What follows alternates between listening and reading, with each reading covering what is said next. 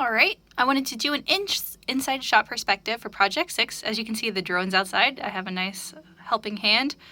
Because I wanted to show you the frame rate difference between actually streaming off of the Wi-Fi compared to streaming on Ethernet inside. So you can see that the video captured from the drone is much smoother than it is from my laptop when I was getting all the data from Wi-Fi.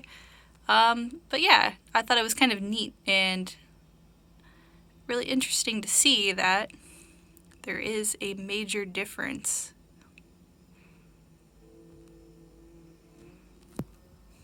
Oh, and there's my cat. Thank you again for watching.